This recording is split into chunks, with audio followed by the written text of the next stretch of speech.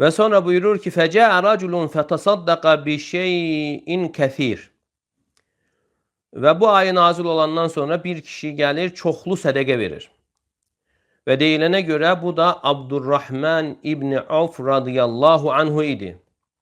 Ve o da zengin sahabelerden olmuştur. Cəə fətasaddaqa bi şeyin kəthir ve gelerek çoxlu sədəqə verir. Fəqalu murain. Dediler ki bu riyakardır.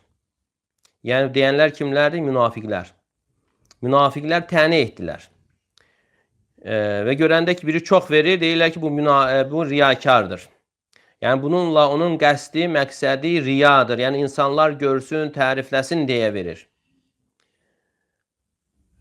Hansı ki Allah Teala onları məzəmmət olaraq Tövbə surəsində zikr etmişdir.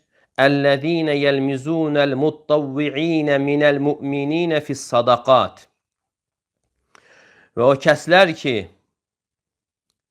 könüllü surətdə bolluca sədəqə verirlər.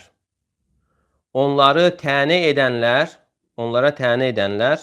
وَالَّذ۪ينَ لَا يَجِدُونَ اِلَّا cühdən və bir də güc bala ilə əlinə keçəni təsəddüq edənlər, yəni sədəqə verənləri məsxərəyə qoyurlar.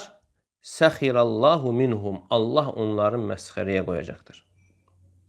Yəni biri çoxlu sədəqə ilə gəldiyi zaman deyirlər ki riyakardır. Bu göstəriş üçün, görünüş üçün tərifləsinlər deyə verir.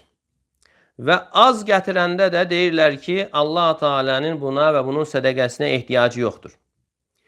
Və münafiqlərin dilindən heç kəs salamat qalmır. وَقَدْ أَدَّى أَصْحَابَ الْمَغَازِ مِنْ هَؤُلَاءِ الْمُنَافِقِينَ Mu'tib İbni Quşeyr. Və tarixçilərdən ad olarak Mu'tib İbni Quşeyri, yani münafiqlərdən Mu'tib İbni Quşeyri zikr etmişlər və onların bir dəstəsi olmuştur. Onların elə işi, peşəsi möminlərə dil uzatmaqdan ibarət idi.